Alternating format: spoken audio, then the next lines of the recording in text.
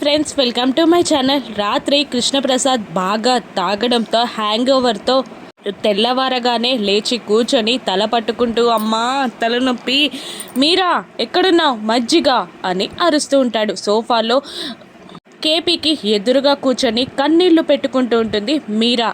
ఏమైంది, ఎందుకు ఏడుస్తున్నావు అని కేపీ అడుగుతూ ఉండగా, రాత్రి మీరు చెప్పిన నిజం గుచ్చి తాగిన వాళ్ళు నిజాలు చెప్తారంటారు కదా, మీరు రాత్రి చెప్పింది నిజమేనా అని అడుగుతూ ఉంటుంది.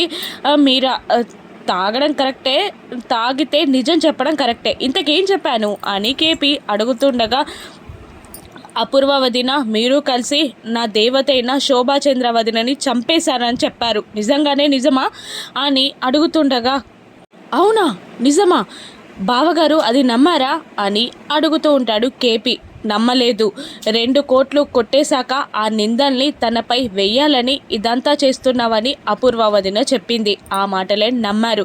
అయినా మీరెందుకంతలా కంగారు పడుతున్నారు అంటే మీరు చెప్పినవి నిజాలేనా అని మీరా నిలదీస్తుండగా, కాదులే ఫస్ట్ మజ్జిగ తీసుకురాపో అని బయటకు వచ్చి భూమిని చూసి, ఏంటమ్మా నైట్ ఏమైనా చెప్పానా అని అడుగుతుండగా, రాత్రి జరిగిందంతా భూమి వివరించగా, తాగిన మత్తులో నువ్వు కూడా శోభాచంద్ర కూతురు అని చెప్పేశానేమో అని టెన్షన్ పడ్డా అని కేపీ అంటూ ఉంటాడు. నాకు అదే భయం అయింది మావయ్య. రాత్రి మీరు నిజం చెప్తే ఆధారాలు లేవు నా దగ్గర చూపించడానికి, తర్వాత ఆధారాలు దొరికితే చెప్పిన నిజానికి ఆధారాలు సృష్టించారంటే తప్ప మన మాటని నమ్మరు అని అంటూ ఉంటుంది భూమి. అవునమ్మా అని అంటూ ఉంటాడు కేపీ. ఏమైంది మామయ్య అంతలా ఎందుకు తాగారు అని అడుగుతూ ఉంటుంది భూమి. నాపై దొంగ అని నిద్ర పట్టాక అసలు మనశ్శాంతి లేదమ్మా. బార్కి వెళ్ళాను, అక్కడ గొడవ పడ్డాను, ఒకడు నన్ను కొట్టబోయాడు, అప్పుడు గగన్ నన్ను కాపాడాడు. ఇన్నాళ్ళగా నాకు నా కొడుకు దూరం అయ్యాడని చాలా బాధపడేవాడిని. ఇప్పుడు ఒక్కసారిగా వాడు నాకు సహాయం చేసేసరికి తట్టుకోలేక ఎక్కువగా తాగేశానమ్మా.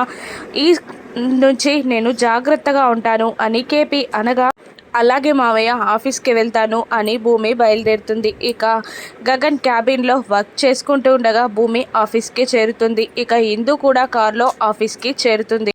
ఆ బాధగా గగన్ క్యాబిన్ దగ్గరికి చేరి డోర్ దగ్గర నుండే గగన్ని గమనిస్తూ ఉంటుంది. గతంలోకి వెళ్ళిపోతుంది ఇందు. ఒక్కసారి రాఖీ పండగ రోజున గుళ్ళో పూరి గగన్కి రాఖీ కడుతూ ఉంటుంది. ఇక అదే టైంలో చెర్రీ అక్కడికి రాగా పూరి ముఖం మార్చుకుంటుంది. అప్పుడు గగనే పూరికి చెర్రీకి రాఖీ కట్టమని చెప్పగా, నేను కట్టను అని అంటూ ఉంటుంది పూరి. అప్పుడు నేను చెప్తున్నాను కదా చెల్లి, నీకు 2 అన్నయ్యలు కట్టమ్మా అని గగన్ అనగానే బలవంతంగానే చెర్రీకి రాఖీ కడుతుంది పూరి. ఇక సర్ప్రైజ్ అన్నయ్య నీకు అని చెర్రీ గగన్తో అంటుండగా, ఏంట్రా అది అని గగన్ అడుగుతుండగా, అప్పుడే రాఖీ స్వీట్ బాక్స్తో ఇందు బిందు ఇద్దరు లోపలికి వస్తూ ఉంటారు. అక్కడ గగన్ని చూసి ముఖం చిట్లించుకుంటారు. ఇందు దగ్గరికి వచ్చి చెర్రీతో, ఈసారి గుళ్ళో రాఖీ కట్టించుకుంటానంటే ఏదో స్పెషల్ అనుకున్నాను, ఇక్కడ చూడకూడని ముఖాలు చూస్తానని నేను అనుకోలేదు అని నీచంగా మాట్లాడుతుంది బిందు. అప్పుడు లేదు, నీకు 2 అన్నయ్యలు ఉన్నారని చెప్పడానికే ఇక్కడికి రమ్మన్నాను, అన్నయ్యకి రాఖీ కట్టు, మనకన్నా పెద్దవాడు అని చెర్రీ అంటుండగా, మా ఇంట్లో పుట్టిన పెద్ద సంతానానివి నువ్వే, వాడు కాదు. అర్హత లేని వాళ్ళతో బంధాలు కలుపుకోవాలని నేను అనుకోవట్లేదు. భర్త వదిలేసిన భార్యకి పుట్టిన పిల్లలు వాళ్ళు అని నీచంగా మాట్లాడుతూ గగన్ ముఖంపైకి రాగి విసిరేసి అక్కడి నుండి ఇందు వెళ్ళిపోతుంది. గగన్ అప్పుడు చాలా బాధపడతాడు. అదంతా గుర్తు తెచ్చుకున్న ఇందు వెళ్ళి గగన్ కాళ్ళపై పడి క్షమాపణ అడుగుతూ ఉంటుంది. క్షమించన్నయ్య, నన్ను ఐఎమ్ సారీ అన్నయ్య అని వేడుకొని ఏడుస్తూ ఉంటుంది. ఇక ఆశ్చర్యపడిన గగన్ ఇందుని పైకి లేకి, ఏమైందమ్మా అని అంటూ ఉంటాడు. లేదన్నయ్య, నేను పుట్టినప్పటి నుండి నీ డౌన్ఫాల్ కోరుకుంటూనే ఉన్నా, అయినా మేము పడకుండా మా చెయ్యి పట్టుకున్నావన్నయ్య.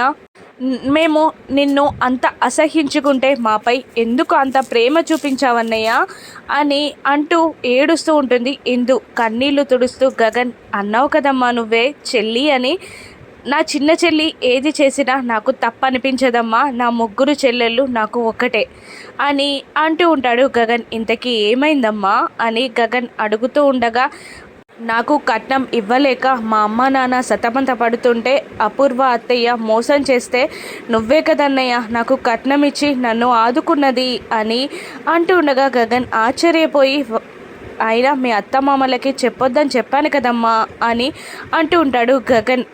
నా పిచ్చితనాన్ని, నా మూర్ఖత్వాన్ని, నా చెడుతనాన్ని చూపించడానికే దేవుడు అలా చేశాడు, సారీ అన్నయ్య అని ఏడుస్తూ ఉంటుంది ఇందు. పర్లేదమ్మా అని అంటూ ఉంటాడు గగన్. థ్యాంక్స్ అన్నయ్య అని అంటూ గుండెలపై పడి ఏడుస్తూ ఉంటుంది ఇందు. ఏంటమ్మా అలా అంటావు? పూరి కాపురం సరిగ్గా లేకపోతే నేను కట్నం ఇచ్చి ఆదుకుంటే అలాగే థ్యాంక్స్ చెప్తుందా? నువ్వు పూరి వేరు కాదమ్మా, నాకు అందరూ ఒక్కటే. నాకు సారీ చెప్పి థ్యాంక్స్ చెప్పి పరాయివాన్ని చెయ్యొద్దమ్మా అని గగన్ ప్రేమగా తల నిమురుతూ ఉంటాడు ఇందుకి. ఇక బాధగా థ్యాంక్ యూ సారీ చెప్పి ఇందు అక్కడి నుండి వెళ్ళిపోతుంది. దూరం నుండి ఇదంతా గమనిస్తున్న భూమి సంతోషంగా గగన్ని మెచ్చుకుంటూ అక్కడి నుండి వెళ్తుండగా స్టాఫ్ మాటలని వింటుంది భూమి. ఇక ఏమైందే, అంత మంచి ఆఫర్ని కాదనుకొని ఇక్కడే ఎందుకు పనిచేస్తున్నావు అని ఒక అమ్మాయిని మరొక అమ్మాయి అడుగుతుండగా, నీకు గుర్తుందా, నేను జాబ్లో జాయిన్ అయిన థర్డ్ డేనే 1 వీక్ లీవ్ తీసుకోవాల్సి వచ్చింది. అప్పుడు నాకు 1 వీక్ లీవ్ ఇచ్చారు. ఏమైందో తెలుసా అప్పుడు అని ఆ ఎంప్లాయ్ మరొక ఎంప్లాయ్ని అడుగుతుండగా, ఏమైందే అని అడుగుతుంటుంది ఆవిడ. అప్పుడు మా నాన్నకు హార్ట్ అటాక్ వచ్చింది, నాకు 10 lakhs కావాల్సి వచ్చాయి. అప్పుడే గగన్ గారే నాకు హెల్ప్ చేశారు, 10 lakhs ఇచ్చారు. ఆ తర్వాత శాలరీలో కట్ చేసుకుంటారేమో అనుకున్నాను, కానీ శాలరీ కూడా కట్ చేసుకోలేదు. ఎందుకు సార్ అని అడిగితే, ఇది నేను చేసే సాయం అని చెప్పారు, కానీ ఎవరికి చెప్పొద్దని చెప్పారు. ఎందుకు అని అడిగితే, అవసరం లేకపోయినా మోసం చేస్తారని చెప్పారు.